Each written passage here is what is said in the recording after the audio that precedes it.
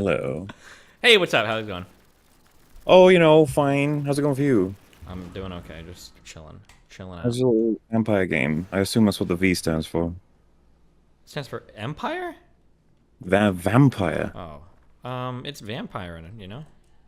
Is it? Yeah. I'm playing a Blood game too. So Obama. that's neat. Mine's older though. It needs a PC port. Um, Wait, so doesn't anyway, is Bloodborne really still console exclusive? yeah, that's Damn. what everyone was hoping for the new announcements to be, was that Bloodborne might finally make it a PC, but then they said it was Spider-Man, the PS4 game, and it's just like, all right, that's fine, Is that like I the only guess. console exclusive Souls game? Um, that's a good question, because it might be. Someone in chat's gonna know better than me on this one, but it's just the one that I want on Mm-hmm. PC. It's annoying that it's capped to 30 and it barely even reaches that most of the time. Damn. A game this popular should not be restricted to one console. It's too much power to be put into Oh, that's tiny place. probably exactly why they restricted it, huh? Um, sure, but like at this point, I'm pretty sure someone's told them they can make a shit ton of money. They would have realized that from like they've been releasing loads of console exclusive games like God of War and stuff like that Mm-hmm. lately. So we'll see. I always assumed it was more so like spaghetti code type shit where they don't even know how to port it over because it's too old or there's rights issues or something, because it just seems like the obvious thing they would have done by now. Mm-hmm. Well, Fucking love this game. Did you ever play it? yeah, of course I beat it.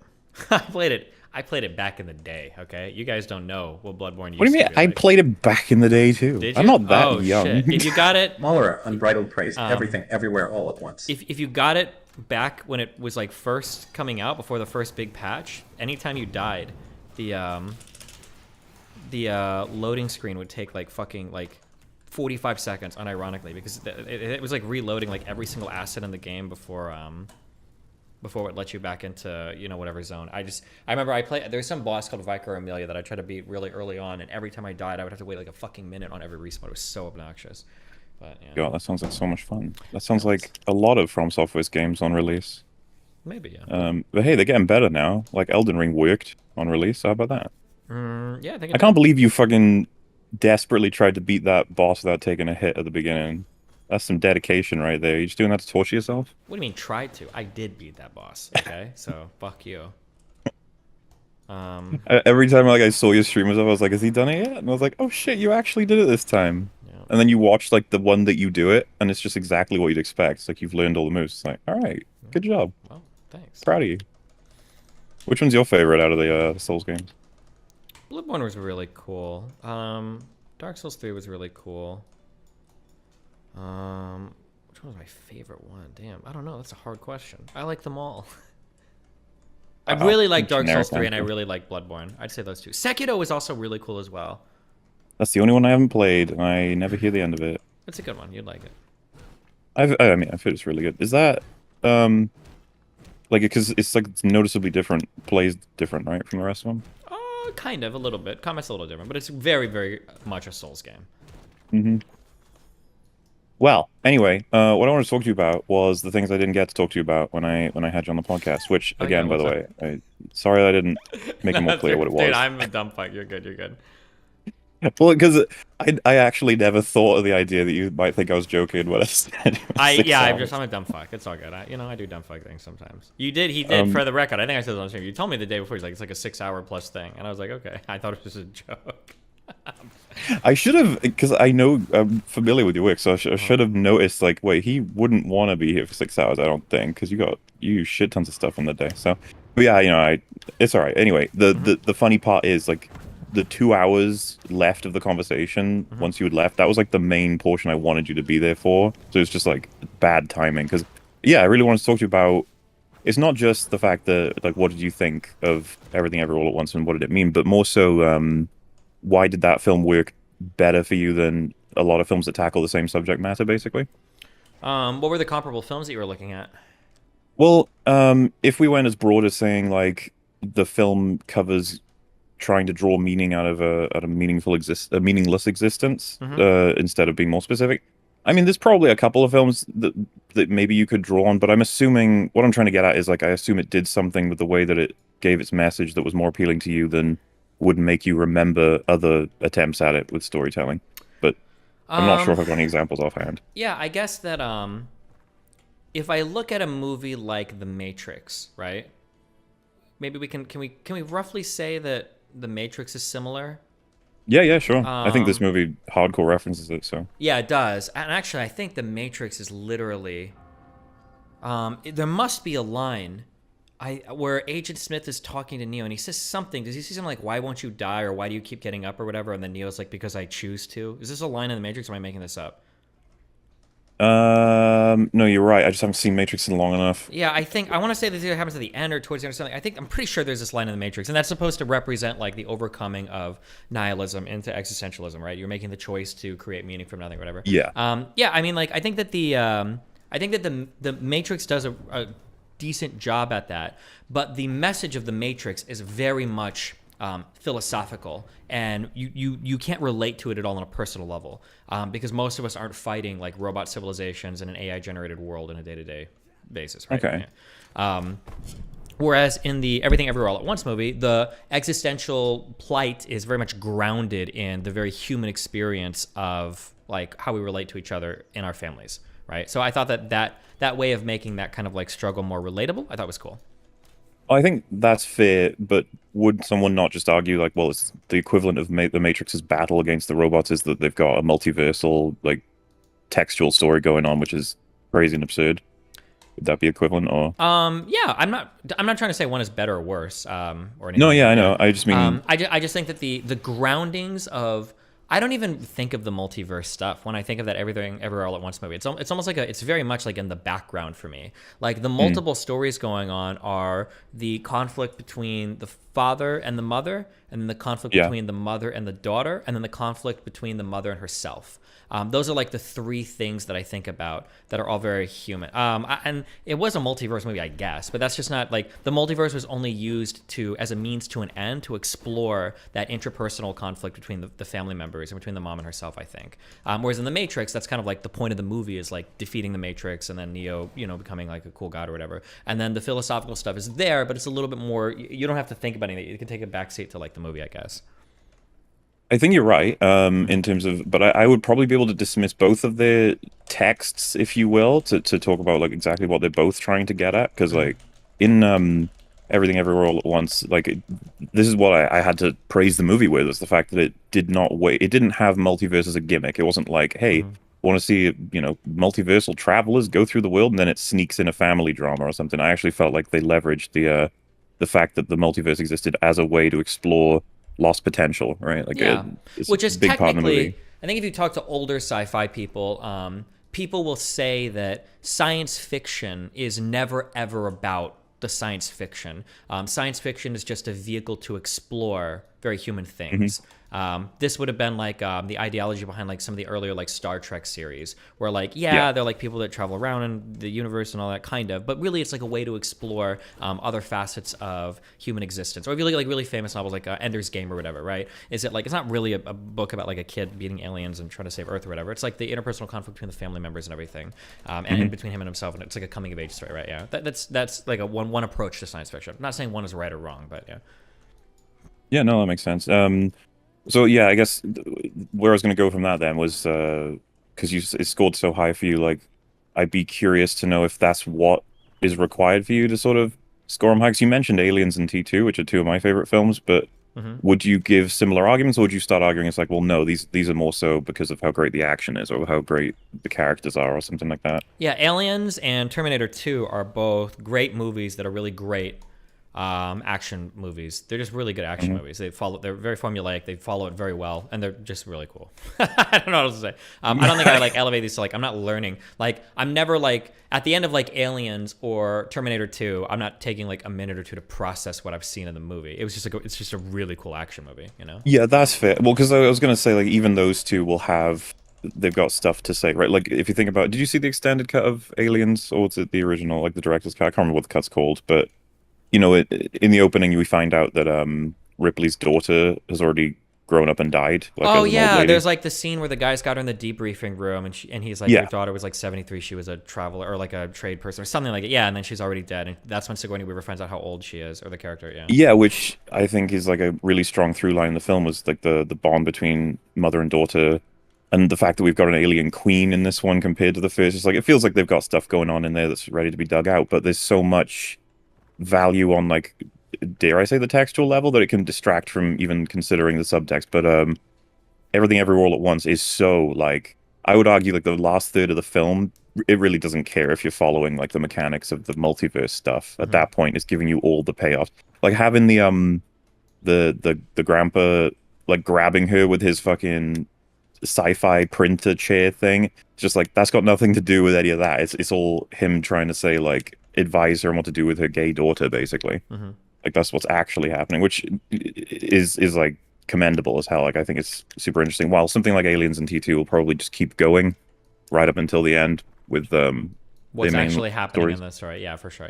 Yeah, those are very clearly like action, story oriented action sci-fi things that are meant to be enjoyed as like action oriented sci-fi things, I think. Yeah. And so that was what I would assume then would conclude how you would put Everything Everywhere All at Once at the top. Is like it's running on so many tracks at once that it's like the most impressive of all the films you consider to be great. Is that yeah, I just thought it did everything exceedingly well, like almost perfectly. And I like the message and everything. Yeah, I just but I mean, it's clearly a different genre than other things too. I don't know. Well, because how much do you appreciate then because like I actually thought that they did a really good job with their multiversal mechanics, but it sounds like you don't really care about whether or not they did it or not. Yeah, I didn't care at all at the end. I thought they did a really good job with it. I thought it was pretty accessible, pretty easy to understand. But it wasn't the big point of the movie for me. It could have been said a few different ways, but yeah. Because like the way I'd separate this out is that the movie's ideas on its own, they could have been delivered in a couple of different ways in terms of like what fiction they want to run with. I think they did a really good job with this one, but had they not, let's say it was filled with like inconsistencies and plot holes and stuff, I assume you wouldn't really give a shit. You're more invested in what ideas they were putting forward. I mean, sometimes plot holes can become distractingly bad, but oftentimes I just won't care as much. It just kind of depends. So like Interstellar is a movie with a couple of really huge plot holes, but I don't really care that much, you know? Maybe we'll talk about that film one day. Maybe. Or do you agree or do you disagree? Or well, so once upon a time I was a huge fan of Nolan because Dark Knight and Prestige, and then I watched Interstellar in the cinema, and it's the movie I've come one of the closest to leaving the cinema. I was so fucking annoyed watching that film. Jesus, how? It's Interstellar. It's like one of the most insulting movies to the audience ever if you start actually paying attention to everything they're trying to make you believe. I was actually curious about this, some stuff. I'm gonna say if you're gonna say that, I'm gonna attack you ruthlessly over the Batman trilogy, because those movies are, firstly, Nolan is really great at setting up these huge epic payoff moments that are so fucking cool. But if you look at any of the Batman films closely, the plots are unimaginably fucking stupid. Well, for my own safety, I'll just ignore that for now and be like, that's a fair opinion you have. Well, hold on. So like, let's think. And The Dark Knight Rises, right? Mm-hmm. Can you explain to me how the fuck is there a massive terrorist attack on the largest stock exchange in the world, and then the next day somehow Bruce Wayne goes totally bankrupt and nobody stops and thinks like, I wonder if these two events are connected. And everybody's like, oh, no, Bruce Wayne was an idiot. He went bankrupt with his company, and now it's going to be taken over by another dude. No way. Come on. There are so many plot holes. Or why is this, when Bruce Wayne climbs out of the prison that has, by the way, all the worst and most horrible fucking people in the world, it actually seems like a pretty short. When he climbs out, why does he throw the rope down afterwards for all of them to climb out of the fucking prison? Are these the worst people in the world that are locked down there? Hey, to be fair, that's the one of the trilogy that everyone hates. So if you're gonna want to attack one, I love The Dark Knight Rises. I think it's you love it. Yeah, I thought it's fucking awesome. When he comes back and he drops the flare on the ground when we thought that Gordon everybody's gonna die, and he's like, light it up, and then the fucking bat thing. Yeah, of course, that movie has so many great payoffs. But it also has a lot of really fucking stupid plot holes too. You just don't look at it too closely. You don't like The Dark Knight Rises, really? No, I've always hated that movie. But for the sake of angering massive amounts of people, I try to avoid shitting on Nolan too much. Except Interstellar, I like shitting on Interstellar. It's funny. Why do you jeez, wow, so many controversial Batman takes. Why do you what was so angering for you with Interstellar? I'm curious. All right. Well, one of the first things, this movie is set in our world, but like I think 20 or 30 years later, they have made it public. Like institutionally taught that everything we did in space was a lie. Do you remember this? Yeah. the whole world has bought this except for Coop, who is like, this is fucking crazy and insane. And his daughter is bullied at school for believing that well, no, she bullies people at school because they're telling her that, Oh yeah, my it is God, all are a you lie. gonna make me defend Interstellar? Oh no. Why the... Wait, I Okay. thought you said you loved it. Why wouldn't you defend it? Well, because every Nolan movie past The Prestige is way too ambitious. He needed like an editor or somebody to hone in his shit, and he would have had perfect movies. But instead, there are so many plot holes. So my reading of Interstellar, what you're talking about there is, one, Coop was an actual pilot, wasn't he? Yeah. Yeah. So one, and then two, they lived where they were living at that point in time was like a farmer community where people were just trying to learn how to like save crops and shit. Yeah. So I don't think it's so much that like my takeaway. And I'd have to go back and watch it, and I could be wrong on this, I'll admit. My takeaway wasn't that, like, when they were talking to the school administrators, that all of them were like, oh, of course the moon landings were fake, blah, blah, blah, blah, blah. It was more just like, bro, we are having, like, an epidemic on Earth. We need farmers, not fucking pilots, okay? We're not going to planets anytime soon. We need your daughter. I wish it was more so like that, but they look at him like he's an idiot when he suggests that the moon landing happened. Were they looking at him like an idiot, or were they looking at him like, why are you focused on this? No, so she says... that was a hoax done to try and make Russia waste their time and money on space programs. Like, how do you not know this? To him, which is fucking crazy to me. Okay, it might be. Can I watch this real quick? I'm just curious. Yeah, go for it. It's been a long time since I've seen it. So you're taking careful about copyright, I guess, right? Okay, I watched it. The school administrators do think the moon landing was fake. Do you really think we landed on the moon, though? Okay, but your issue is that Okay, so my issue is that the whole culture of Earth, they want to set it up so that we've become so farmer focused that our ambitions to leave into the stars has become crippled. Gotcha. And that NASA's current mission is to try and rescue that last spark so that we can get out there and save what's left of humanity. I appreciate that idea. I think the execution is fucking balls. I think that the idea that the world would agree to treat in like 20 or 30 years the moon landing as a hoax, there's people in America who would consider that so fucking offensive they'd probably fight a war over it for all I know. Like, I don't believe for a second that would become a commonly understood cultural thing. And it's also baffling that this is news to Coop when it's being taught institutionally, like, throughout the country. Okay, he's like, sure. oh, what? We're Yeah, not that's teaching fair. How would he not know about any of this, or how is this the first time he's heard it, or whatever, right? Yeah. Yeah, it's and you know what? I could totally see someone being like, "Why the fuck does this matter?" And I'd be like, "It's just one of the many, because that's near the beginning." And it was where already I was like, "Okay, that's stupid, but fine." And there's a lot of those in the film. I can buy that, but I feel like, man, the Batman films we got to be littered with these things. But okay, You know what? I don't disagree with you. okay, I'm just not allowed to say that publicly. Okay, people like Batman. I like Batman too. I feel like Well, after there you go. That's the interesting question. Then, how does it work for you? Like, I don't know. It's setting rules that you need for your own story stakes, and then fucking breaking with those them rules. is irritating. Yeah. That's why I was going to bring up Death Note. Death Note is like an anime where it very, very rigidly establishes a whole bunch of rules, and then all of the characters play within the bounds of those rules to try to outsmart each other. But if they would have gotten halfway through the anime and then started either introducing new rules or breaking those, then I would have been like, oh, well, now this is really stupid. Now the plot hole is really impacting me in terms of how much I can enjoy this piece of media. Yeah, I get Death Note recommended every once in a while. I've seen FMA Brotherhood. Have you seen that? No.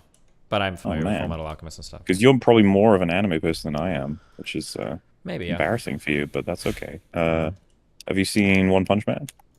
No, I haven't seen it. I haven't watched anything new because I stream and do everything too much.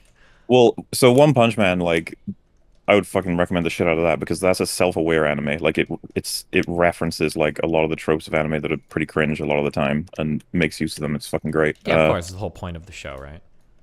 Kind of, yeah. Well, I mean, at the same time, it's still running with, like, I think it's one of the best sort of approaches to how can you make a character who's just all-powerful interesting. It's a tough one. Saitama's pretty fucking awesome. But yeah, on Death Note, by the way, I was made aware of arguments you had made in relation to looking at, it was ER's breakdown of Death Note. Internet Nazi, you know him, right? Maybe, I don't know. But what about it? So you got really angry when you were covering his coverage of the Death Note movie because he kept referring to the original, and you were getting all mad because was I getting mad? adaptation. I think so. This is my feeling on things. Okay, actually, I think I mentioned this even when I was on your show. Some things are suited really well to certain mediums, and it's really cool to watch a medium elevate itself in the ways that only that medium can. So, for instance, for that Everything Everywhere All at Once, all of the different scene transitions to like different worlds, I don't think that would work as a book, right? I don't think you can narrate like now we're fucking pinatas and now we're like rocks and now like it just doesn't work in a narrated form as powerfully as it does on film. On film, it looks really cool. Animes have very distinct styles with the way the fighting is done, with the way the characters like turn upside down when it's something embarrassing. Right? It's very, very unique to anime. If you try to do a one-to-one adaptation for anime onto the screen, you're going to lose a lot of what made the anime work. If somebody wants to try to do an adaptation and they make it like in like they start changing things a ton, I'm actually more okay with that. I like the concept of the Death Note movie more than somebody just trying to do a one-to-one adaptation. Now, I think the movie sucks for a variety of reasons, but I think we should be able to evaluate why the movie sucks without constantly referring back to the anime. It doesn't suck because it didn't refer to the anime close enough, because it didn't fall. It sucked because it was a bad movie in its own right. And I think that was my main irritation, because it felt like when he was criticizing the movie, he just kept saying, they changed this character so much, and this character is totally different, and this character, and that plot didn't work, blah, blah, blah. And it's like, well, just evaluate the movie. Stop trying to say, like, what isn't the same as the anime. It's clearly not the anime. It's a movie. It's a different thing. That was my issue. So, funnily enough, I get in loads of trouble because I opt to use that exact same system. So when I cover like, you know, the newest fucking Marvel thing, people will be like, do you even know what the character was in the comics? And I'm like, I don't care. I'm trying to say that it's bad from not adaptation point of view. But then the Halo show comes out, and a lot of my fans are confused because they were like, why are you talking about the original so much now? You didn't used to with like the other source material stuff.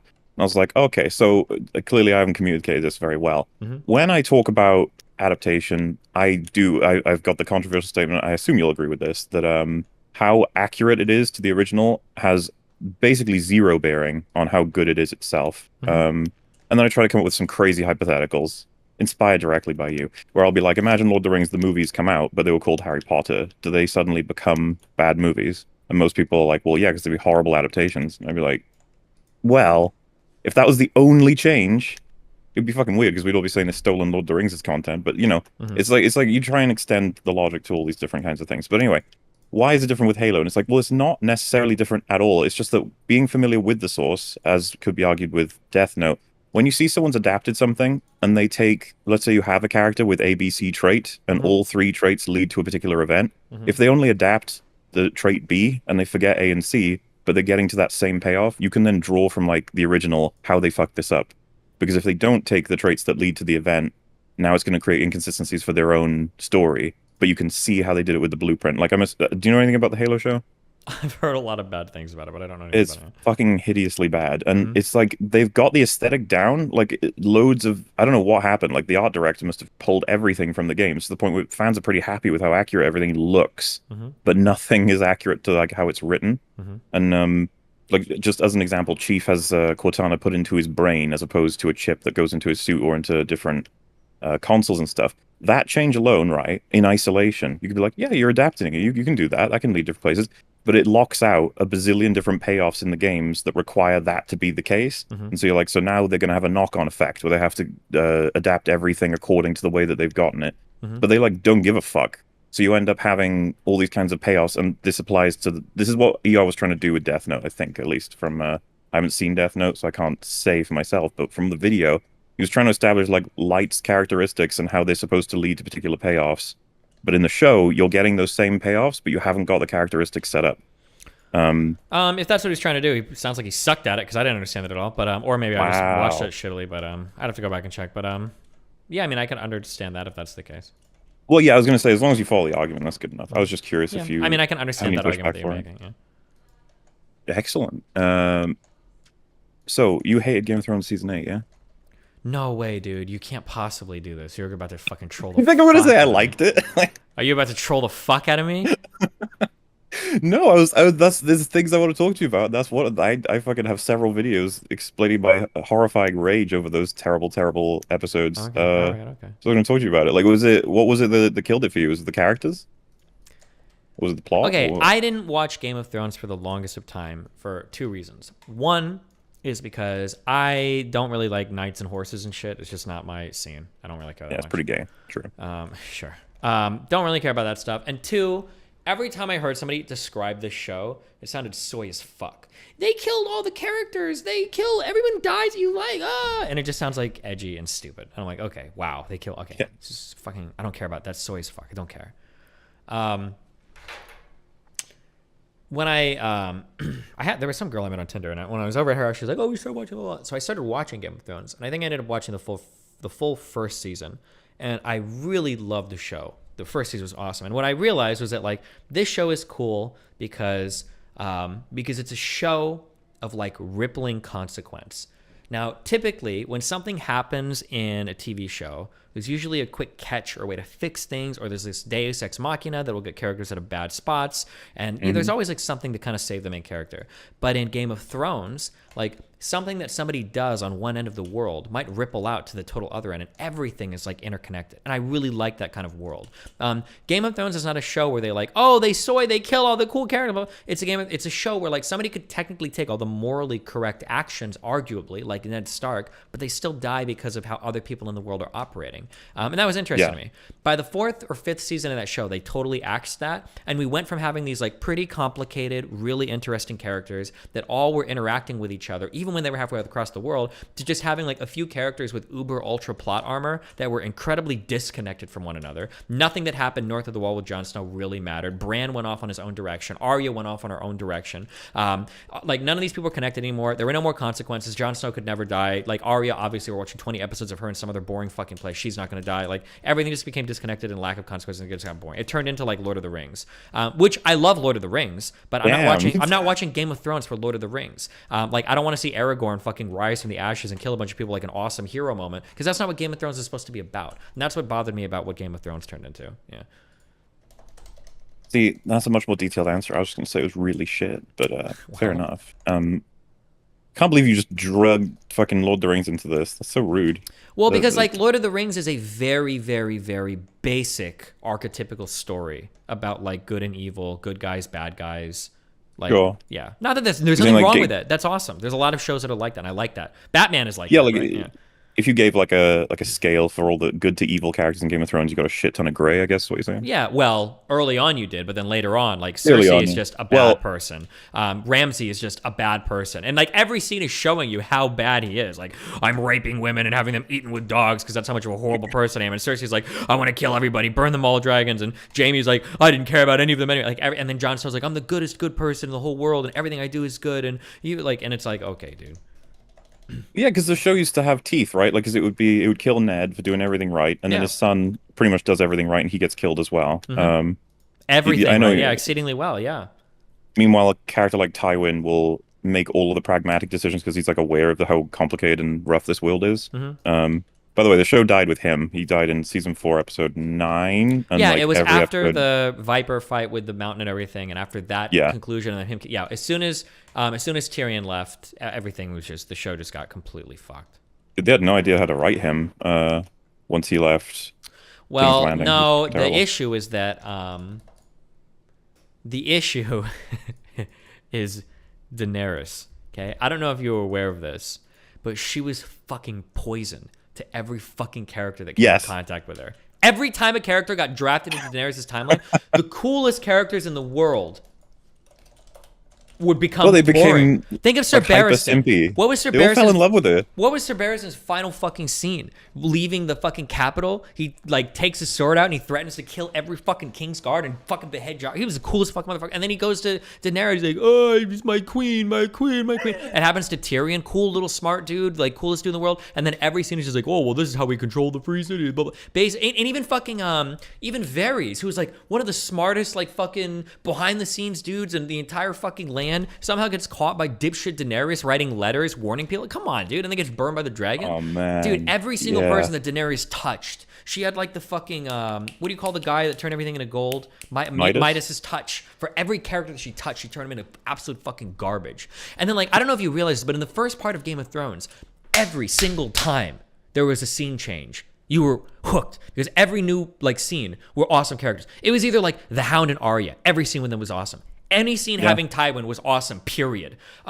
Any scene with any of the Starks was cool. Even the Jon Snow stuff in the Wall was cool. Like every single time. And then later on in the season, all I kept thinking was every time a scene change happened, please God, don't show me any more Sam and Gilly. Please no. Oh yeah, please no fucking Daenerys. Please God, I don't want to fucking see. Oh God, like. And it's God, it was so horrible. Fuck, everything was so horrible in that show. The Sand Snakes, don't show me anything. Oh my God.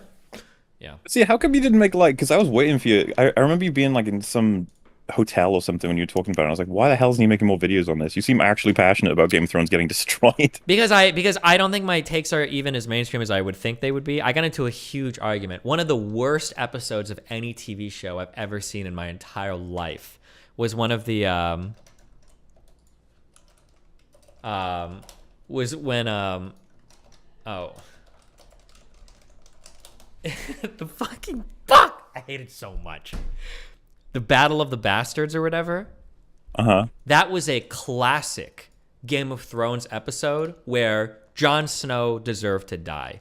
Ramsay did every single thing necessary that he needed to win that, and literally at the end of the fight, Aragorn shows up with the army of the undead to clear everything. And the thing that I hated the most about that dog shit, trash fucking episode, that garbage episode, is they gave you the cheapest, most bullshit emotional payoff in the end of Jon Snow beating the shit out of Ramsay when he didn't do a single fucking thing to earn that at all. He got bailed out by his fucking sister. He fucked up every part of the fight. We were supposed to finally see... Here's how I saw that fight going on, because I still had hope for the show. I thought that you were going to see when, as soon as Rickard, I think it was Rickard Stark, right? Was the guy that that Ramsay out. He was going to be running out of the battlefield, and I thought that Jon Snow was going to see him, and he was going to turn his back, and he was going to say, we have to fight for the North, or some bullshit, and he was going to let his fucking brother die, because that was the evolved, grown Jon Snow, who's been through battles. He's watched his fucking lover, the redheaded chick, Ygritte or whatever, he watched her die. He's had family. This is going to be the cold ice. He's been fucking killed him.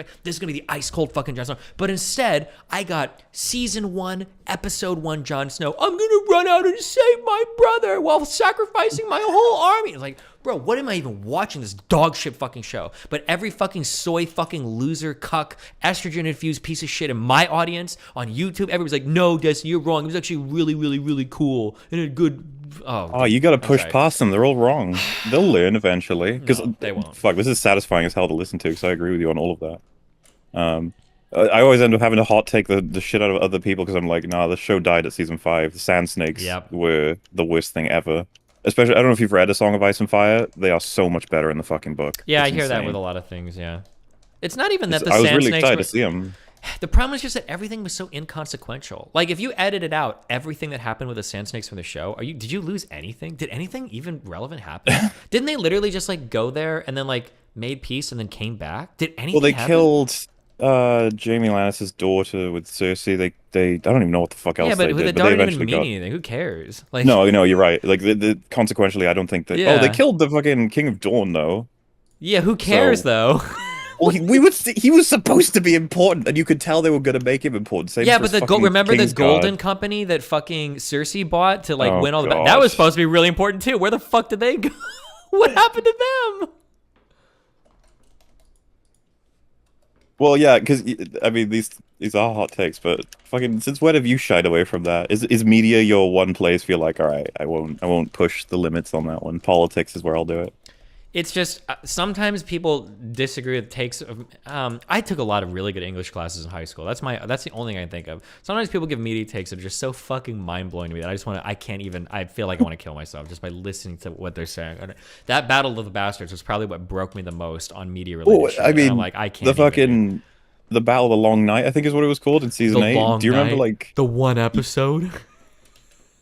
People were sawing over that completely. They were like, oh my god, it's going to be a whole hour of fighting. It's going to be amazing. You know when everyone started saying they couldn't see shit? The director of the episode was like, you need to turn your brightness up, everyone. That's the solution. Did he say? I don't remember. I did turn my brightness up. I turned lights on in my room. I thought this is the first thing I watched. I thought I was actually getting old. And I was like, Jesus Christ. Yeah, because I couldn't see fucking anything. That episode was crazy. Oh, it was dark as shit. But that was the episode that started turning everybody on season 8. Because it was like, man, that was shit. When they the Dothraki like, you know anything going into about their suicide march and oh my god. Yeah, like medieval strategy. Obviously, we're all. I mean, I'm assuming none of us are experts here, but like, you're smart enough to know how cavalry works. Like, I mean, I'm smart enough to know that you wouldn't send them off forward like right into a standing army and then watch them all fucking die. Yeah. And you were like, whatever how did happened that even to happen? Whatever happened to the flaming sword of whatever? Who was that guy that was supposed to kill the Night King? Oh, he got killed in that episode, though. So if Bran can see into the future, why didn't he just tell Reek? Who's Reek? Theon? Why didn't he just tell Theon, like, bro, just stand back for like 1 minute and you won't have to die? Just chill for Well, 1 minute, dude. Destiny, you have to infer then that he wanted Theon dead. I and guess. he wanted all this shit to go the way that it did because he ended up being king. So who's the real villain of this story? I think the real meme at the end, and this is when I knew that this is when I knew that the fuck, is it D&D they call it, that they were just throat fucking us, is when they said that that Bran should be the king because he has the most interesting story. He has like the lamest story. He has are you serious? Remember how the biggest reveal of probably I would argue in the past decade in all of media, at least in Western media, the biggest plot twist reveal thing of all time, Jon Snow being a fucking Targaryen. You remember how that meant absolutely nothing? It literally was the most inconsequential plot point in the entire fucking show. It didn't mean a thing. What the fuck? Yeah. Well, I mean, if you looked into it, like I doubt you would have, but like the creators just got fucking bored of making the show. They were done. Yeah, I guess maybe. HBO offered them way more money, time, episodes, and seasons, and they were just like, nah, we're done. We'll just end it. Which is such a fucking shame. If there's one show that deserved like a complex ending, satisfying threads coming together, it's Game of Thrones. Like, I don't know if you've ever thought about it this way, but like it's what a lot of people talked about. But like the White Walkers was supposed to be representative of like how politics doesn't fucking matter when it comes to like whether or not humanity survives. We need to work together, that sort of thing. And so having them get wiped out in episode 3 of 6, it's like, oh well, now the focus really does go back to the throne. Mm-hmm. And the White Walkers were kind of just annoying. They turned up and then we pressed their off switch and there they go. It's like, damn, they're an existential threat throughout the entire show. If you remember, the prologue scene of the entire show is them. It's literally Their them, arrival. yeah. And then we remember all the cool kind of like mysticism shit that we see with like the weird symbols of them on the walls under the ground, and none of it meant anything. No, it was all bullshit. They all just die. Why doesn't anybody talk about in that show the fact that like the Lord of Light was actually like the only real god? You notice how everybody always like jerked off like the gods of the old and the gods of the new, blah, blah, blah. Okay, yeah, that's cool, but like the Lord of Light was actually like bringing people back to life, setting motherfuckers on fire, creating like shadow dudes to go and like assassinate people. Also, why did she never use that move more than once? Was it Berian? Fuck, what was the guy's name? Beric Dondarrion? Beric, yeah, I think, right? That she literally assassinated with shadows. Why didn't she do that to anybody else? She only did it one time? But yeah. She had a completely different story set up and then they changed it because she's a fan favorite. If, again, this is, you might think it's like an adaptation argument, but it's like if you follow her story in the books, you see where they deviated because she became too popular for fans for the show. They were like, oh, we can't. She was going to be much darker. This is the thing I was actually looking forward to, was that she would go so hard into like assassination and revenge that she would just lose herself completely. She'd become like, you know, a shadow of her former self sort of thing. But no, they pull her back and she comes back for family and she ends up killing the White Walker leader herself, wiping out the entire army. It's like, wow. Oh, wait. I just got pulled into two worlds. Wait, I was talking about the red lady, right? Oh, my bad. What were you saying about her? I was talking about how the red lady, there was a time when she fucked Stannis, Melisandre, and she got like... Oh, to create the shadow baby. Yeah, that's the assassination I was talking about. Yeah. Oh, okay. Yeah. Why didn't she ever do that more than once? Because they give a reason for that. He's like, give me another child. And she says, no, you're not powerful enough. Or you're something. I don't know. To be fair, that's season 2 shit that I actually found that pretty unsatisfying as a plot point. Like, you can just make a baby that kills Renly, who was like one of the most beloved leaders in all of Westeros, which was a really interesting dynamic because he's a Baratheon as well. So his brother, Stannis, being rightful, and you got all this stuff going on. It's like killed by a shadow baby. It's like, okay. Yeah. And just nobody, it is what it happens. And everyone's like, oh, I guess it happens sometimes. Yeah. Well, you were talking about Arya, though. This is another media thing that I got really irritated about people for, is people always say that like Arya is like a complicated character. She's supposed to be like a very gray morality character. I think that initially they wanted her to be, but that's not what she was after she left the fucking whatever bullshit training she did with the faceless men. She was like the most one-dimensional character ever. And people are trying to say like, oh no, like Arya's on a path for revenge. And in the first part of the show, that path of revenge was relatively gray, right? Like, look at her hanging out with the Hound, who, is he a good guy or a bad guy? It's hard to say, and she still wants to kill him, you know? It was gray. But then, like, later on, it's like she's going on her plot of revenge, but look who she's getting revenge against, right? Like, one of the guys, she already had good enough reason to get revenge on the guy that killed... the phrase? Yeah. No, not the phrase. He was he was one of the King's Guard people that killed Fabio or whatever, one of the faceless men. Who am I thinking of? I know who you're talking about, Marin yeah. Trant or whatever, I think. And she goes to kill him. She already has proper justification to kill him because he killed her teacher. That was fine enough. But Right. like, that wasn't enough because we have to show that Arya is actually a quote unquote good guy. So when she goes to find him, like, not only is he an asshole piece of shit to everybody, now he's visiting prostitutes. And he's like trying to, but not only is he abusive to prostitutes, they have to be like child prostitutes. He's like, younger. Bring me a fresh 3-year-old pussy. And it's like, bro, oh my God. Like, yeah, we get it. He's a bad guy. You fucking serious? Like, Jesus. Oh my God. Well, it's so that they can justify that she like tears his eyes out, right? Yeah, but he's clearly like the baddest bad guy in the fucking No, you're right. world. I don't think we need. There's nothing more. that. And then even when she goes to kill the Frey, she only kills the bad guys and she leaves all the other, like, the women alive or whatever. She even stops that one woman from drinking. Remember? She's like, I'm not gonna waste wine on a woman like you. She only says it to save her. And it's like, okay, Arya is not a gray character. She's very much like a goody good person, like Jon Snow is. Yeah, they didn't. I genuinely think they didn't have the balls to make her lose herself in like all of the. I mean, they didn't know what they were doing. Do you remember when she gets like stabbed in the stomach like 6 times and then chicken soup heals it? That You shit, mean to like, tell me that in the same show where who was it? Where the Dothraki leader dies because he gets infected in his fucking arm, and when fucking Ned Stark is limping on a fucking cane after getting stabbed, that the show got a little bit weird when Arya could get stabbed in the stomach like 6 fucking times and somehow like walk away perfectly fine 1 episode later. Yeah, kind of weird, huh? I like, oh god, consequently of like wounds and stuff. When Jaime Lannister got his hand chopped off, that was like one of the most meaningful moments in his entire life. While someone else can get like fucking ran through with a sword, and it's like, oh, I don't know, just visit a maester, you'll be fine. It's like, okay, Yeah, unreal, dude. yeah, it all started to fall apart. Yeah, it was fucking huge shame. And have you noticed like nobody talks about that show anymore? Yeah, that's always one of the biggest takeaways I see people bring up. Like, we went through the entire coronavirus pandemic. This is my favorite take. We went through an entire coronavirus pandemic. Everybody's locked inside for 2 years, and not a single fucking person in the world is like, we should all rewatch Game of Thrones. Nothing has ever fallen from greater heights to greater depths than that show. I don't think anybody will.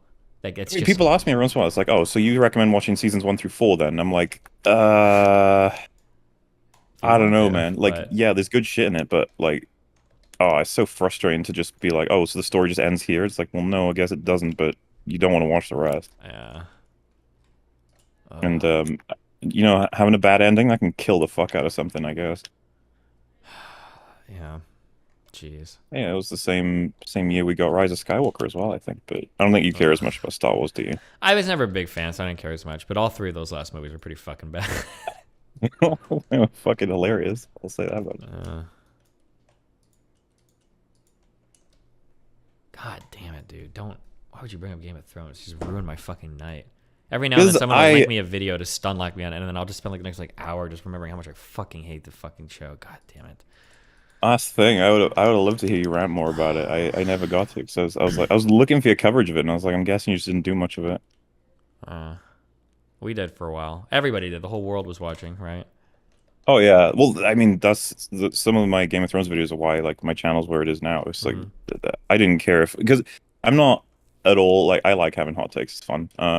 And Game of Thrones episode, the 3rd one, The Long Night. Like, I have a friend who's very into medieval war tactic stuff, and I talked to him for a little bit. I was like, I'm assuming because I could pick up some stuff, and he was just like absolutely losing his mind when he saw the episode. He doesn't even like Game of Thrones. He was just like, what the fuck is this? It's so like beyond unintelligible as like a battle strategy. Everything. Because remember, they have everyone outside the castle too. Yeah, like, let's all start out here that. so we can lose as many people as possible before retreating into our easily defensible positions. Yeah, it's just unreal. Yeah. So yeah, I just made videos on that, and let's just say like that's probably the most unified I've seen a fan base. Like, everyone was absolutely fucking done. Because like, you know, like The Last of Us 2, did you ever play that? Like, I did, but I've seen so much on it. I basically know most of the story. Yeah, it had like an even split kind of. I think the subreddits for Last of Us 1 and 2 got turned into like literal team factions of which one it's like shit and not shit. But Yeah. Game of Thrones, like it ran out of people defending it so quickly. I will say I very much enjoyed. There was a period of a few months where that FreeFolk subreddit was just the best Reddit Oh, yeah. on all of. There were Dude, the so many. fucking meme makers on that were There were, genius. I mean, they were infinite meme material. That D&D interview were like, oh, Daenerys just kind of forgot about the fucking Iron Fleet. Like, what the fuck are you guys talking about? Cost her a dragon because she kind of, dude. Every last thing they said about their own show, It was so like, memey. Everything was memeable that they said. Every single thing was memeable because it was just so ridiculously stupid. Holy What? fuck. And it gets to a point where you're just like, how the hell does this even happen when you have like $200 million projects that are led by people who are saying shit like that when it comes to writing? Like, because I'm assuming you would have heard about like Mark Hamill basically just shitting all over TLJ when that came out in his interviews. I don't know if he shit all over it, but I think he was unhappy, but he was trying to be measured, right? Yeah, like maybe I'm being hyperbolic. Like he still appreciates every element of production. He just doesn't like where his character has gone, which is it would have to be quite a deviation to make someone say that. Who knows how the industry works, especially at his age. Like, and I'm sure he regrets it because of, like, it stokes all kinds of yeah. You don't want fights to be online that and guy stuff. when you've been part of a project and you're kind of shit talking it. Yeah. But at the same time, I fucking love it when they do it. Did you see like what Amelia Clarke said about season 8? I think so. I've probably seen everything because we watched all of it. I know a lot of the actors came out and were a little bit like the words they're using is very cagey. Yeah. Like I think in an interview she was just asked like, "Oh, how fucking good is that season?" She's like, "Oh, it's great." It's just like, "Oh shit." And then I think she said when she first read the script for the season, she was like losing her mind.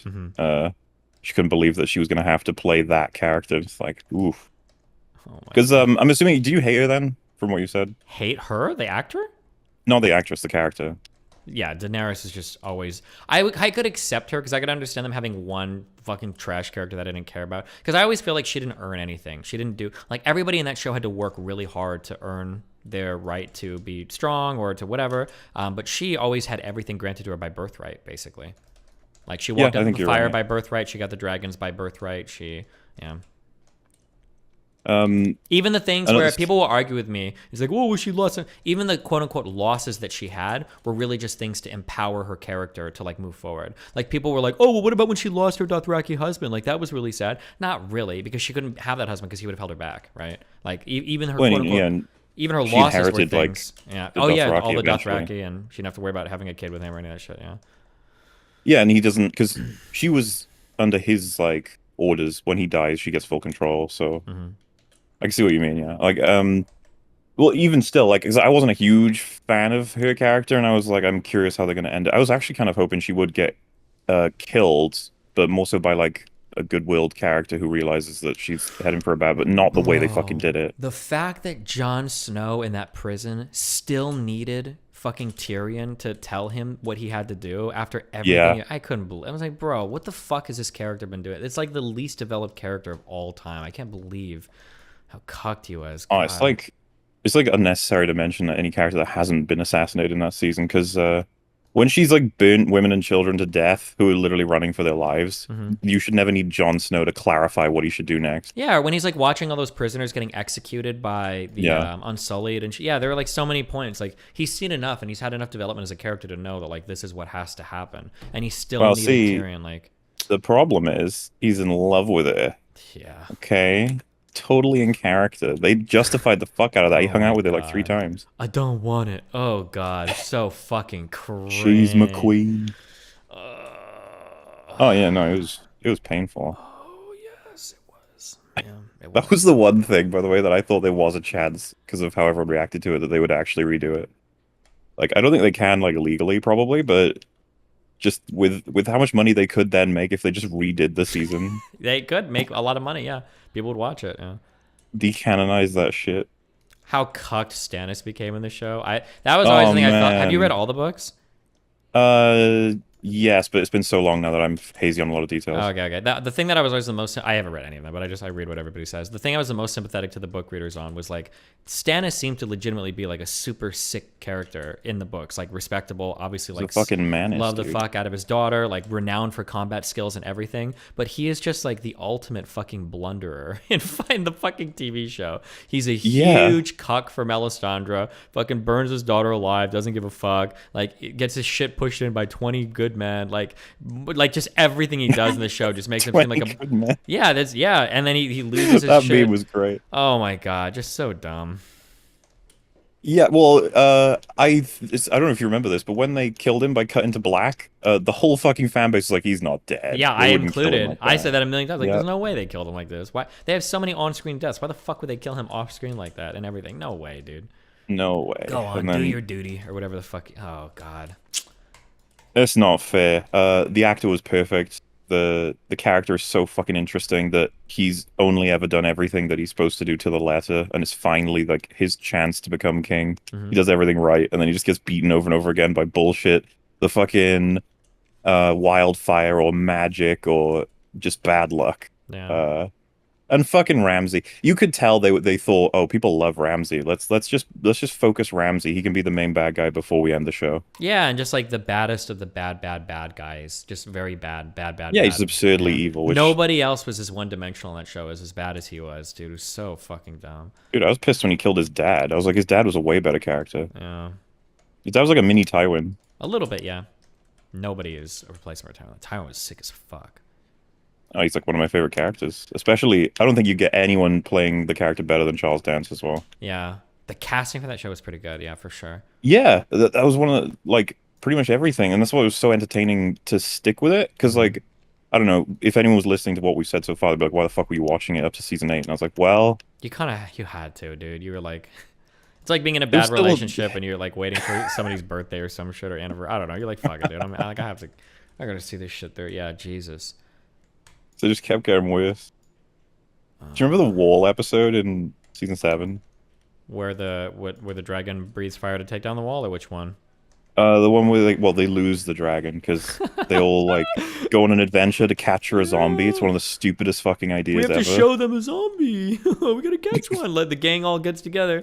Was this the one where the only reason the dragon died was this? Daenerys was like, "Hey, John, you need to get on," and he's like, "Okay," and then he turns like, "No, I need to go kill some more of these guys first." And he just like Yep. does like random stupid fucking shit. It's like, what are you doing, dude? And he ends up like falling through the ice or some shit. Yeah, and then he just and he has to swims get back up. saved. There's like no point to even him falling through the ice and the ice cold water and the ice cold tundra of the ice cold wasteland. He just gets dragged to the bottom of the water and just climbs back up. And then Benjen, I can't. There's no time. Like, what Zombie do you mean? Benjen. Fucking, you just came back from. You were dead. You were alive the whole time, and then he's just gone. It's like, what the fuck? What? It's like a cameo. I don't know what was Yeah, meaningful Jesus. about it. Oh my god. They made so many fucking bizarre decisions. It was hilarious. Yeah, and that's how they got rid of one of the dragons, and they get the other one with the forgetting the Iron Fleet. And then, so Drogon's the only one that's left, Mhm. and it's like one ballista type, like crossbow giant thing. Like that's enough to take out a dragon. They have like 100 of them at But King's not in the Landing. last scene. Now all of a sudden they've got like the They all dragon just missed. tactics to dodge Yeah. fucking everything. Yeah. Oh, it was terrible. That's what I mean about like the internal inconsistency shit. It's like, okay, you're telling me that one of these ballista things, like we're scared of them as dragon owners. Like, all right, I understand. And then it's like, no, we're not. And you're like, oh, okay. I'm a little bit confused now, but that's fine. Mhm.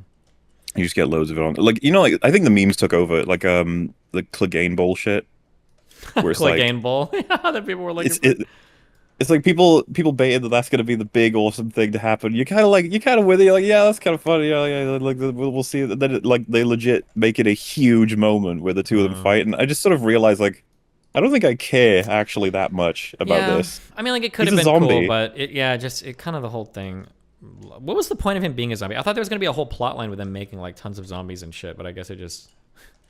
I don't know what the point of it. There was never a point to anything. I don't know why I asked that. Well, yeah, like you could make a fucking 10-hour video going over like all the threads that were in. Abandoned shit. Yeah. Yeah. They found was it the winter horn or whatever? Fucking wait, what? The winter horn? What's Sam that? and them found like the horn of winter or some shit. It was a big deal. And with all the obsidian that they found, there was like the horn of winter or something. But Oh, didn't they just turn the obsidian into weapons or whatever? That's all yeah, they but what did they do with the doing. horn of winter? Did that thing even do I anything? don't know.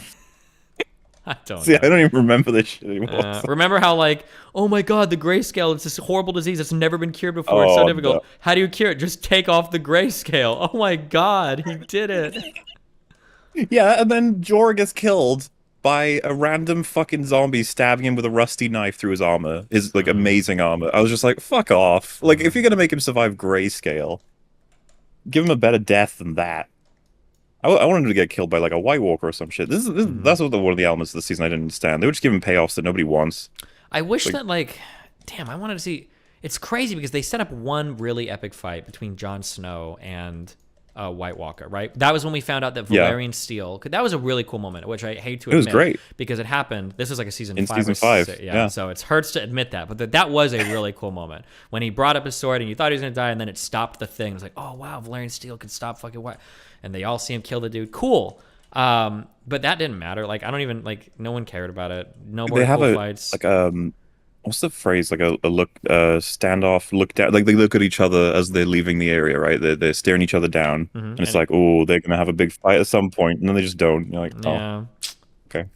Yeah, fuck. How is it that how the fuck is it that the cool, you know what the hold on. I gotta hover the remove friend block button if you get this answer wrong, okay? You know what the best fight was in the entire show, right? Oh, there's almost 2 answers, but there's really only 1 answer. Well, I mean, whatever your answer is, I'll answer honestly if I agree or not. But off the top of my head, it's like I'd have to think through all the seasons. When you say fight scene, am I allowed to say like a battle episode, or do you mean like between two people? Like between 2 people.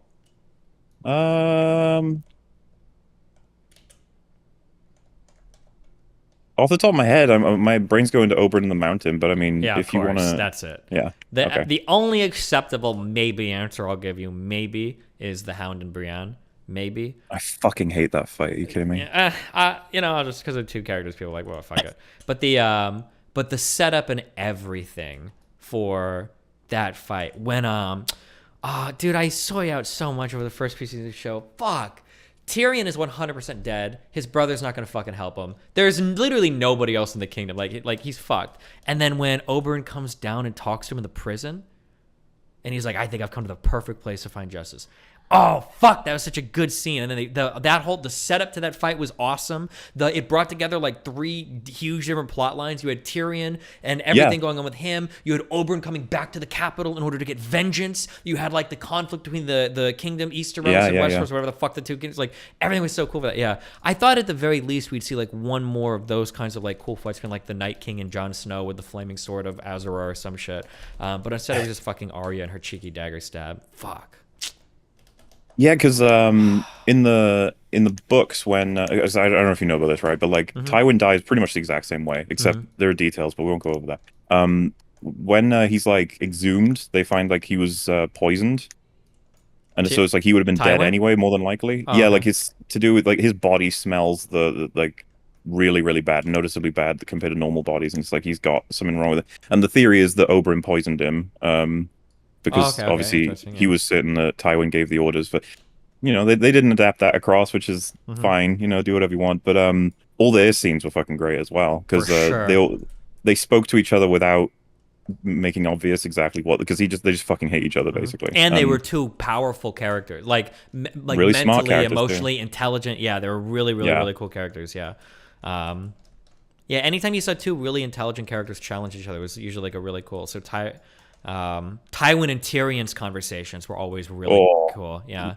Just clip compilations. People will still be watching them. They won't be watching the show anymore. Though. Yeah. Like, do you remember? Oh fuck, what was her name? Elena Tyrell. Oberyn's worthless fucking. Oh wait, no, one of the Tyrells. I'm talking about the old lady the Tyrell. old lady. Yeah. Olenna? I think her name was Olenna. Yeah, She was something fucking like that. amazing. She And, was cool when she meets Tywin, and she's like, "It's very rare that I ever meet somebody that lives up to the reputation." Or it was like, yeah. Yeah, because they have like a verbal spar, if you will, and he wins because he manages to out leverage her. And it's fucking satisfying as hell because it's actually like it's well written dialogue, which fuck, that's season 4, I think, right? Yeah, so it was before everything went to shit. Yeah.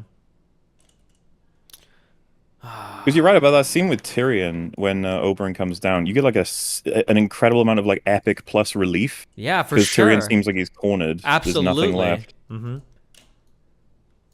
Oh man, his speech when he says he's gonna poison everybody, that's pretty fun.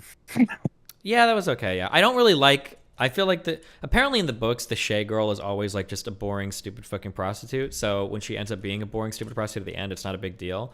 But I did think it was a little bit weird in the show that they went through a great deal of effort to make her seem like an interesting character, and then she became a boring, dumb bitch at the end. What Oh the man, you fuck? got who told you that? It's the other way around. In the book, she's a normal girl. She's not a prostitute at all. Or when I'm sorry, when I say like prostitute, I don't necessarily mean prostitute. I just meant like in the book she was always like a relatively basic, simple person, so it wasn't like a Yeah, yeah, yeah. surprise. But in the show, when Oh wait, sorry. yeah, go ahead.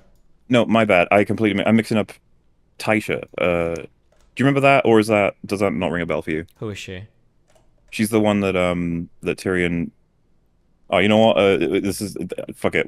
So like Shay is the one that is the prostitute the whole time, and Yeah. she is the one that's willing to betray him and stuff. Mm-hmm. But the book handles it way better, I think, in terms of the reason Tyrion is the way that he is because he gets like tortured and made fun of his whole life. He's considered not a Lannister because he's a dwarf and stuff, but also because I don't know if you know this or not, but he tells the story in season 1. So they were going to adapt it, and then they just fucking didn't. Taisha was a girl he met on like a road. They fell in love, and he wanted to marry her. And then one day he found that like she was fucking everybody in the Lannister army. And Jaime told him like, yeah, she was a prostitute I paid to love you, quote unquote. It's all a lie. Yeah, And he became like hyper cynical as a result of this. And the character you see in like season 1 is just a result of all stuff like that. But then Jaime, in the book, he wants to reveal like I can't remember the exact reason he wants to reveal this. It's when he's releasing him from prison. He tells him that Taisha was real. That wasn't a prostitute. Tywin sorted all of that out because he didn't want him to marry a common girl, sort of thing. And yeah, he tells Jaime in response to that he was the one that killed Joffrey, which is a lie, but he wants to do it because he's so fucking pissed at him. Which is like a whole element that's completely gone in the show. Those two fucking hate each other as a result of that, obviously. But that's why Tyrion kills Tywin. And this is kind of coming back to what I was talking about with the adaptation shit. Do you remember why he kills him in the show? Well, he says if you call Shay a prostitute again, I'm gonna shoot you, and that's what. Which is eventually triggers retarded it. because she is, and she's not even ashamed of that. That's like. Well, I think it was more just that it was the fact that he was like degrading her, but I don't know why Tyrion would have still loved her after she so betrayed He just him. killed her for Yeah. betraying. And that's the other thing, by the way. In the book, he like very deliberately kills her out of vengeance, while in the show it's like an accident that he's trying to defend himself. Which I also hate as a change, because this is part of the problem. He becomes like a much darker character as a result of all this bullshit happening to him and all the truth being revealed. But in the show, they move everything around, and yeah, I don't find it very meaningful. Because basically in the book, he calls Taisha a whore. He calls Taisha like a prostitute and stuff, which triggers the fuck out of him because she wasn't. She was made to be one by Tywin, sort of thing. I love the fact that he died on the toilet. By the way, the symbolism is fantastic. Sure. That's where the show ended. What a shame. Yeah. You really want to just trigger the fuck out of me today. Hey, I like revisiting old wounds every once in a while. It's fucking good shit. Never One thing will I was, something fall from such great heights. But yeah. No, I don't think we'll ever have as when people say like what is the worst ratio from like good to bad, it's like I don't think Game of Thrones will ever be beaten. Never. That was that's the kind of thing I think arguably you'd have to work pretty hard to beat them, like to write it deliberately awful.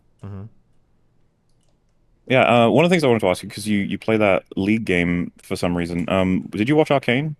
I didn't, but I heard really good things about it.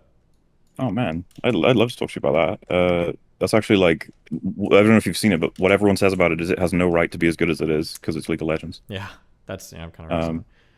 And what's funny about that one is that loads of people love it, but it just doesn't give a fuck about League's lore, really.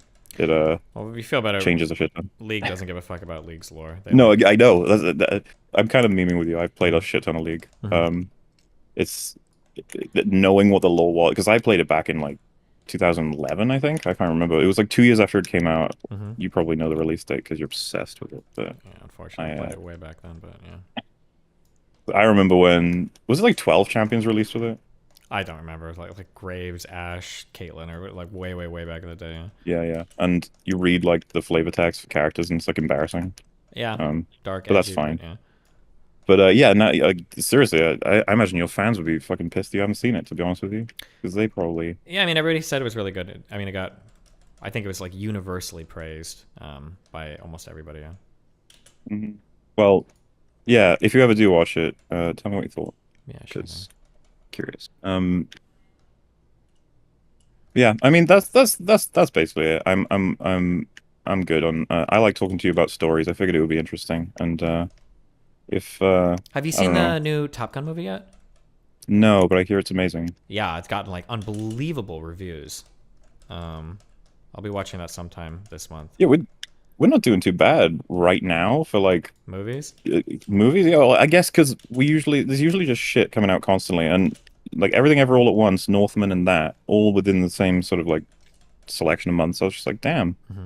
we're eating good if we get like 3 good movies out of 20. That's a good ratio. Yeah. Just- Do you like the Batman? Man, that's one of those movies where I liked everything except for like the story and the characters. Aesthetically, I thought it looked really, really, really cool. Although I'm sure almost Yeah, everybody same. would agree with that. I I liked a lot of what it was doing. There was just a lot of stuff I didn't like. Well, maybe you can answer this. What was the Riddler's plan by the end of the movie? Like, I'm genuinely curious. God damn it! I don't think it wasn't just like a standard like anti-capitalist, like big business guy is evil, greedy, and I'm gonna Oh, show. sure, but like his plan, like he blows up the borders to flood Gotham to force everybody into like a The main whole area. water thing, it got us a couple of really cool shots, but I don't know what the fuck. That was really weird and random. I don't know. I just never heard of I Gotham. thought it was weird as fuck. Yeah. Yeah, being threatened by a big flood. That was just super bizarro. Well, like, cause I thought it was the whole Batman sort of representing vengeance and taking out the city. I thought it was pretty bold of them to be like he's inspiring bad guys. Mhm. Like that's like a cool way to start off Batman's first few lessons and stuff. Sure. Um, but like one of the things I thought was really lacking was not having his dynamic with Alfred like basically at all. There's like 2 scenes from him.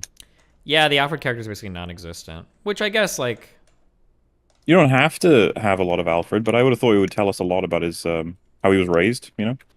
yeah, but I think they didn't want to hold your hand through a lot of it. They kind of just gave because they didn't really explain a lot. They just kind of gave it as is.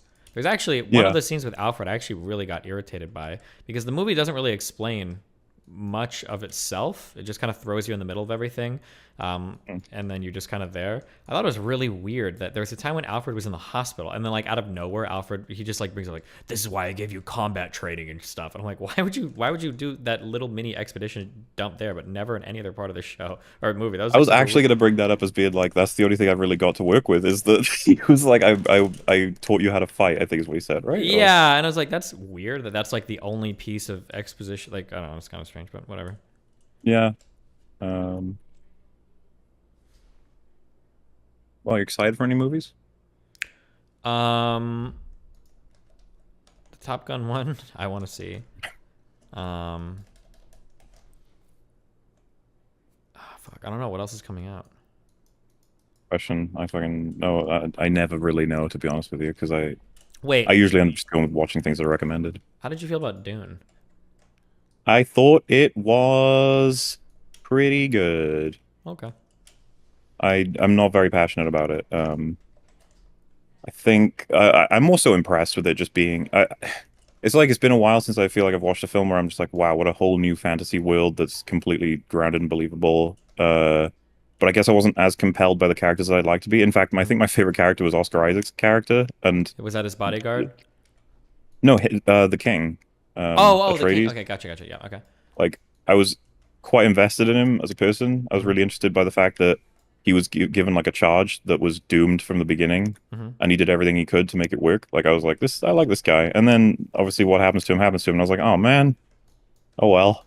I guess I'll try and work with because like the main dude I wasn't too Killed by the invested toilet in. guy. Yeah. Chalamet. I fucking hated that movie, but You hate it, shit. Okay, I hated that. why? I just thought it was boring and shit and garbage and fucking trash and just I hated it. Have you okay, these are the 2 movies that I saw before seeing Dune, I think, okay? Did you see the movie Pig? Yes, Did you see the movie The Green Knight? yes. I watched both of these movies and these movies felt like they had so much like soul in them in terms of what they were trying to do and there was so much like heart, the characters and everything. And to go from watching those movies that I also thought were very visually appealing to like this is like a thing. I might be a little bit too meta here with my feeling, and I should just fuck off with it. But like, I felt like when I was watching Dune, there were so many scenes where they were like, "Whoa, look at this in IMAX! Look at how much fucking sand there is!" Whoa! Like it felt like the guy was like, "Look at this scene! We got so much fucking sand!" And it's like all the shots just felt so empty and soulless and lifeless compared to like the final shot of Pig where he's walking back to his apartment. You get the slow pan through the house compared to like the Green Knight where like there's so many colorful scenes and everything going on. And yeah, I don't know. I just hated. I hated all the shots. So cinematographically, I thought it was incredibly boring. Even though everybody's like, "Oh, it's cool." It's like it's not. It was just big, boring IMAX desert shots. Like nobody cares. There's nothing interesting happening. Literally in fucking any shot. I don't care. Fuck that. And then the story was like super whatever. The characters were boring. I hated it. I hated everything about Dune. I hated it. I take back what I said about you not sharing hot takes about media. Fucking hell. Everybody was mad as fuck at me when I came out of the movie. But like, yeah, I don't know, man. Fuck me. Maybe Dune 2 will make it better, but. There's like nothing happened in that movie either. The family got backstabbed, they lost all their shit, and then the kid. Well, so people end up telling me like, well, it's how it goes in the book, so shut up. But I thought it was pretty lame. That it was just like, yeah, you know, the family physician, like they have his wife, and so that's how the entire fucking facility is taken down. Essentially, it's like, oh, okay, that's fine, I guess, as a reason. I don't know. It wasn't very satisfying to me, storytelling wise. Man, you just got in trouble for stuff like that. I don't know. I can picture like subreddit posts being like, Destiny is wrong about Dune. Oh, a lot of people got real mad about my Dune take, yeah. You see it in the cinema? Have I seen what? Do you see it in the cinema? Yeah, I try to watch every movie I can in theaters without Yeah, because subtitles. obviously like part of Dune's value is like the spectacle, so. Yeah. Oh no, wait, that was Adam that said that. Sorry, fuck. He tries to see everything in the cinema? Yeah. No, they try to see everything with subtitles. I remember that. Hey, I don't even disagree with that take, right? Because if you don't, sometimes you miss people talking about how they're trying to convince Russia that space landings are possible, okay? I don't know.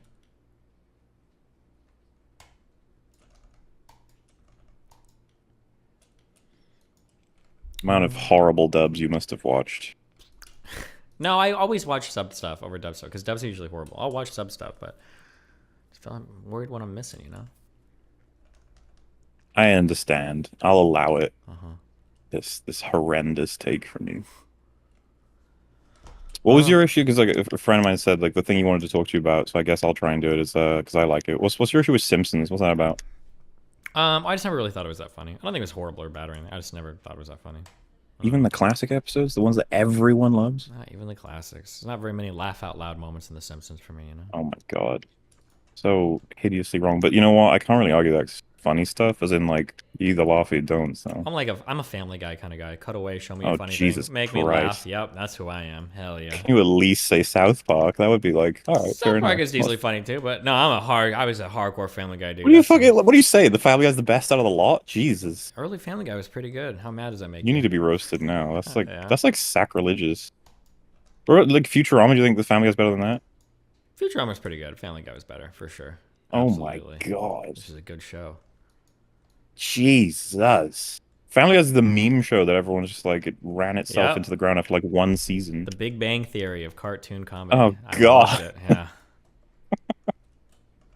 Did you see the South Park episode where they fucking make fun of the writers of Family Guy? I probably did, but it was probably a long time ago. Is that That one where they shit's try to do gold. cutaway humor and shit to like make fun of them, or? They argue that like the way that the writing process works for Family Guy is a bunch of manatees in a tank randomly choose balls that have names on them like mailman, volcano, and stuff like that, and then it'll just go, this is like the time where I was trying to deliver mail to a volcano, and that's how, because that is about as how clever Family Guy gets. Yeah, does that make you upset? No, I think it's fine because I actually really loved Family Guy back in the day. I thought American Dad was better. Oof, that's that's one. I Okay. mean, I don't know. I think the hot take here will be yours because, like, if I ranked them, it probably would be like South Park, Simpsons, Futurama, American Dad, Family Guy. Family Guy sucks, but that's okay because comedy is so very subjective. Yeah. And it's just good to know what amuses you. True. Okay. Well, anything else? Yeah. No, not really. It's really nice to talk to you. Yeah, it's pretty Yeah. fun. Enjoy your stuff. I hope your ventures on the internet are more I was gonna say more like friendly and civil, but then again, people wouldn't be as interested if it was that, so. True. Okay, well, hey, if there's anything else that comes up, feel free to shoot me a message. I miss you a lot, but I think it's just because you're in a really weird time zone, so. Yeah, I was gonna say it's been like torturously difficult to light it up better, but I don't know, time zone stuff. How's the manifesto coming? I just don't have much free time, okay? But it's a slow burn, you know. Your fucking fans think it doesn't exist, Des. Well, We're the getting problem is that moon it's landing also it's conspiracies. nowhere near as like it's not gonna be like a scorched earth like entertaining. It's gonna just be very like yeah, people are gonna be disappointed, but that's okay. I'll get it Oh, out it there. better when not I be can. boring, Oh, because it'll be pretty boring, but it'll be you know. It's all worse good. than saying Dune is bad, okay? We're working on it. Slow burn, okay? Well, alrighty. You have a good night, so I'll catch you around. Yeah, have fun. Peace out. Be careful, buddy. See ya. Bye. How is that guy gonna come on and just trigger me for an hour about fucking Game of Thrones? What the fuck, guys?